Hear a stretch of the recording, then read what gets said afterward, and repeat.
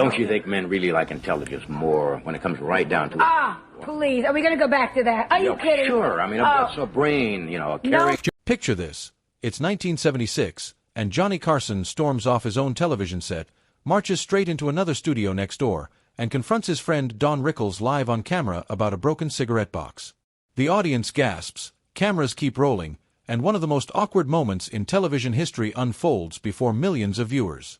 This wasn't supposed to happen. The Tonight Show was America's feel-good bedtime story, hosted by the king of late-night television himself. But behind Johnny Carson's charming smile and perfect timing lurked a man who didn't back down from anyone. When celebrities crossed him, insulted him, or betrayed his trust, Carson fought back with the fury of a wounded lion. Today, we're diving deep into the most explosive arguments and bitter feuds that rocked Johnny Carson's legendary career. These aren't just celebrity spats or publicity stunts. These are real, raw moments where friendships exploded, careers ended, and the man behind America's favorite desk showed his true colors. Some of these fights were so intense they lasted decades. Others ended in physical confrontations. And one tragic clash with his own son left scars that never healed.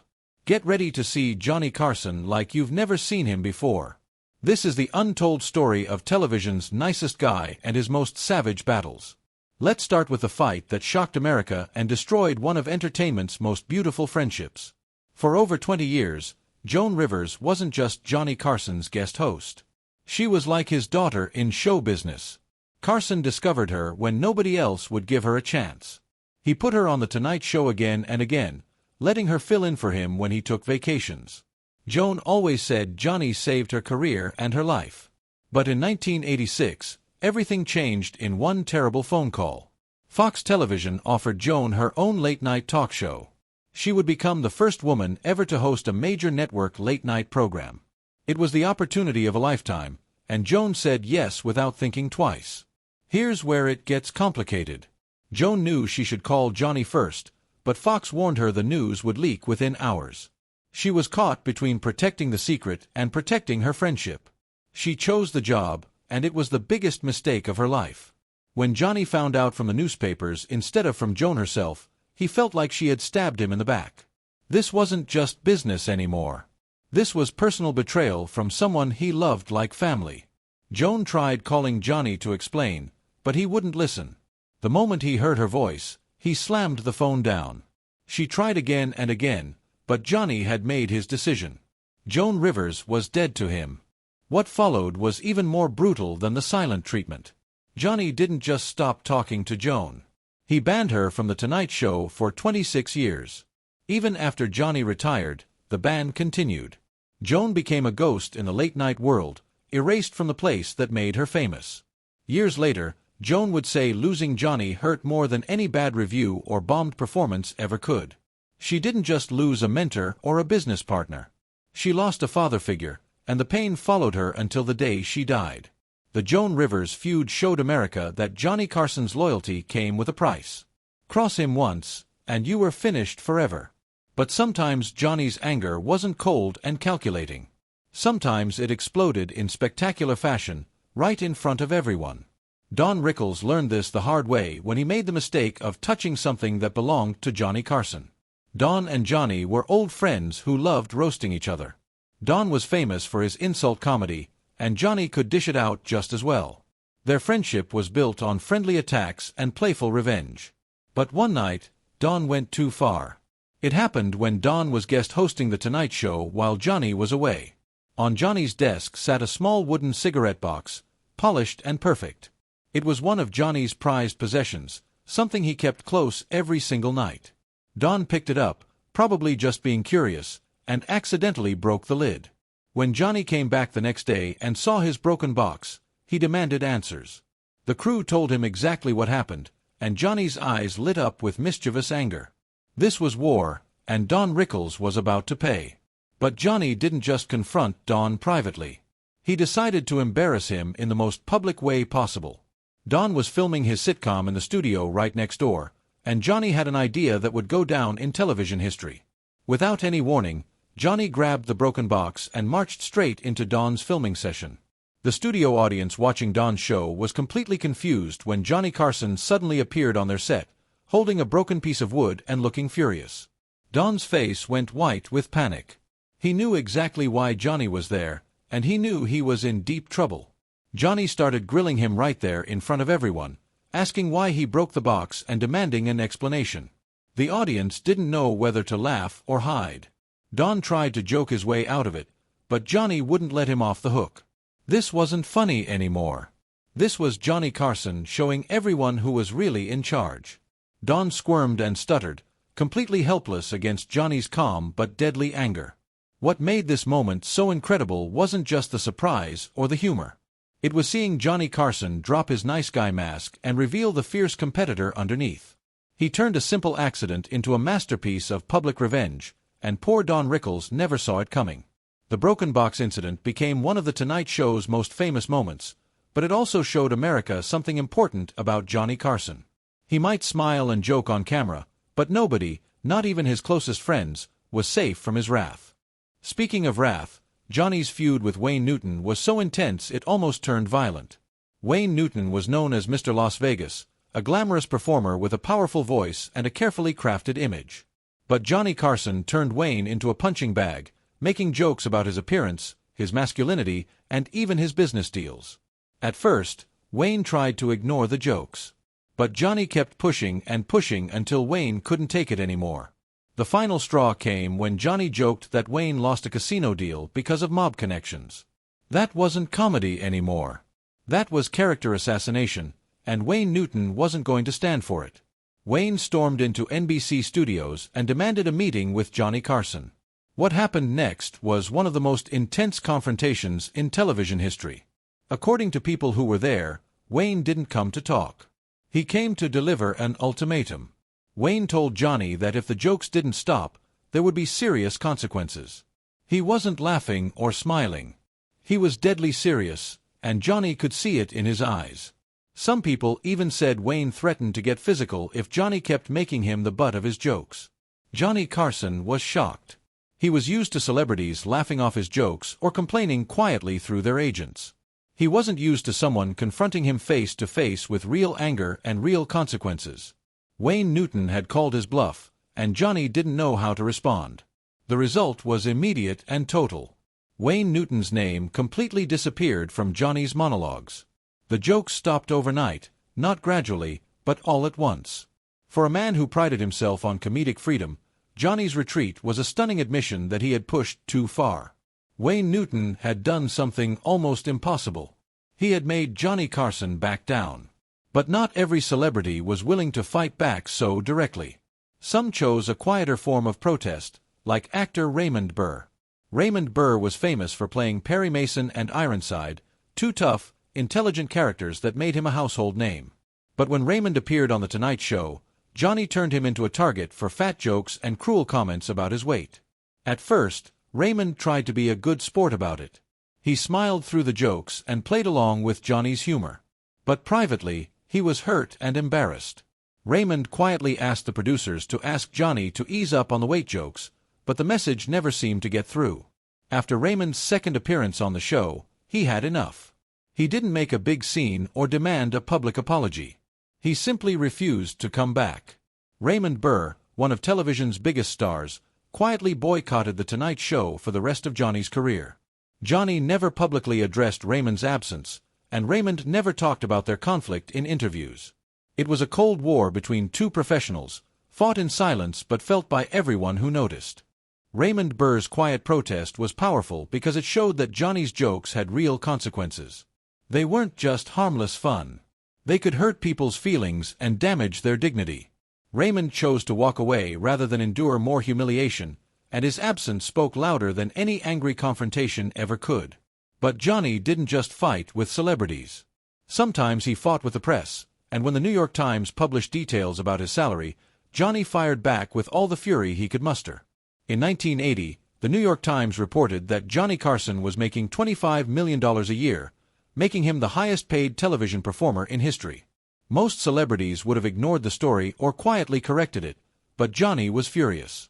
He felt the newspaper had invaded his privacy and made him look greedy during a time when many Americans were struggling financially. So Johnny did what he did best. He used his platform to fight back. That night, viewers tuned in expecting laughs, but they got something completely different. Johnny stood behind his desk with a copy of the New York Times in his hand, and he was visibly angry. Johnny called the article unfair and accused the newspaper of printing false information. His voice was sharp, his jokes were bitter, and his mood was darker than anyone had ever seen on television. For the first time, Johnny Carson dropped his professional mask and showed America his raw anger. The audience was stunned. They had never seen Johnny lose his cool like this. He wasn't just defending his salary. He was defending his reputation and his carefully crafted image as a down-to-earth, relatable entertainer. The confrontation with the New York Times showed that Johnny Carson couldn't handle being criticized the same way he criticized others. He could dish it out, but when someone turned the tables on him, he fought back with everything he had.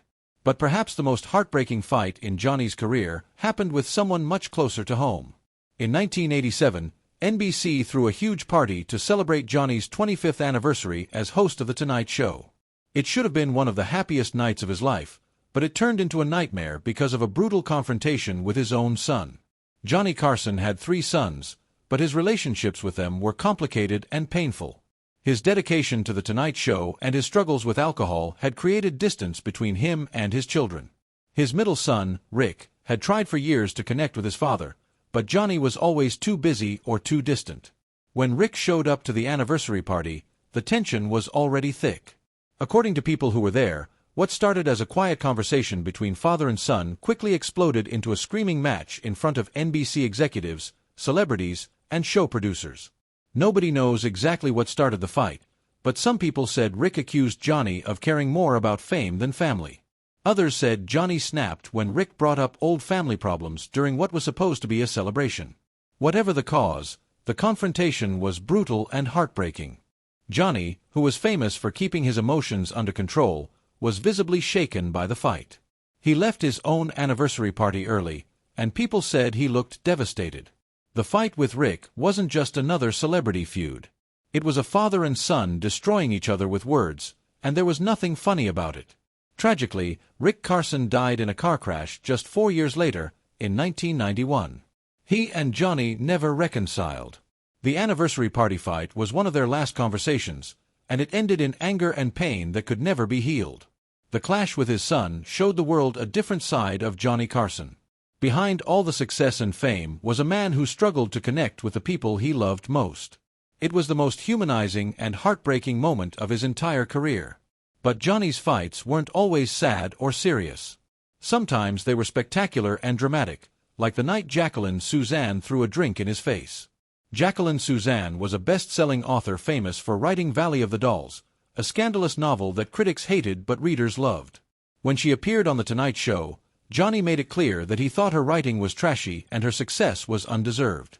During the interview, Johnny made several cutting remarks about Jacqueline's work and her appearance.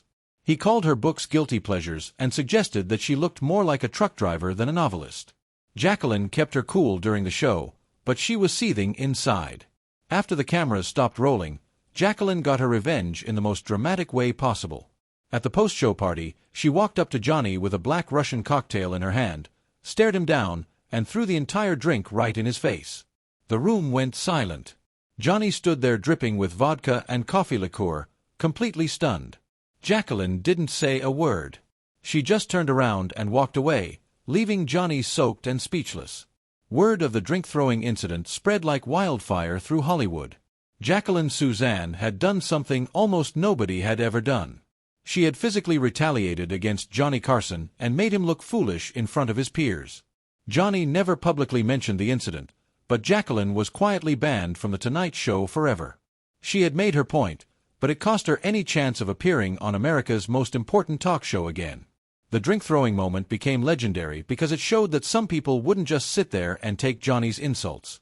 Jacqueline Susann refused to be humiliated, and she fought back in a way that nobody would ever forget. Johnny's conflicts weren't always about personal slights or broken friendships. Sometimes they reflected bigger social issues, like when he made an inappropriate joke about Vanessa Williams. In 1984, Vanessa Williams made history as the first African-American woman crowned Miss America. It was a breakthrough moment for diversity and representation. But when Vanessa appeared on The Tonight Show, Johnny made a comment that many people found racially insensitive and deeply hurtful. Johnny's joke suggested that Vanessa's victory was just a publicity stunt or a token gesture rather than a genuine achievement. The comment sparked outrage from viewers and civil rights groups who felt Johnny had diminished Vanessa's historic accomplishment. Vanessa Williams herself said she was hurt and disappointed by Johnny's remark. She had worked incredibly hard to break barriers and make history, only to have her achievement turned into a punchline by America's most famous talk show host. The controversy marked a rare crack in Johnny's reputation as a unifying and beloved entertainer. Critics argued that the joke reflected broader cultural problems in entertainment, while supporters said Johnny was just reflecting the attitudes of his time. Regardless of intentions, the Vanessa Williams incident showed that Johnny's jokes could have serious consequences beyond just hurting someone's feelings. They could reinforce harmful stereotypes and undermine important social progress. The controversy was a wake-up call for Johnny and for late-night television in general. It showed that comedians couldn't just say whatever they wanted without considering the impact of their words on real people and real communities. After decades of fights, feuds, and confrontations, Johnny Carson's career ended with one final argument that reminded everyone why he was such a formidable force in television. During his farewell episode in 1992, an unexpected disagreement with a younger comedian turned into a passionate defense of his legacy. As Johnny prepared to say goodbye after 30 years, he invited several friends and colleagues to celebrate his career. But when one of the younger comedians suggested that Johnny's style was outdated and that the new generation of hosts was bringing necessary change, Johnny fought back hard. What could have been a polite exchange turned into a sharp debate about the future of late-night television. Johnny defended his record and dismissed the idea that his era was over. He was proud of what he had built, and he wasn't going to let anyone diminish his achievements. Even in his final moments as host, Johnny Carson showed that he was still a fighter. He might be retiring, but he wasn't fading quietly. He was going out on his own terms, defending his life's work until the very end. Johnny Carson's career was defined by laughter, but it was shaped by conflict. These intense arguments and bitter feuds revealed the man behind the microphone, proud, passionate, and sometimes ruthless. He could be generous and cruel, forgiving and vengeful, often in the same day. The fights with Joan Rivers, Don Rickles, Wayne Newton, and others weren't just celebrity drama. They were windows into Johnny's complex personality and the high-pressure world of late-night television. They showed us that even America's most beloved entertainer had a dark side, and that his charm came with a cost. Johnny Carson wasn't perfect, but his flaws made him human. His arguments and feuds were just as memorable as his best interviews and funniest monologues. They reminded us that behind every smile was a real person with real emotions, real pride, and real pain. In the end, Johnny Carson's legacy isn't just about the laughs he gave us. It's about the complete picture of a complicated man who dominated television for 3 decades through sheer force of personality. He was brilliant and petty, generous and vindictive, beloved and feared. And that's exactly what made him unforgettable. These intense moments of conflict didn't diminish Johnny Carson's greatness. They revealed it in all its messy, human complexity. And 30 years after his retirement, we're still talking about them because they showed us something true about fame, friendship, and the price of being a legend. If this deep dive into Johnny Carson's most explosive moments surprised you, make sure to hit that like button and let us know in the comments which feud shocked you the most.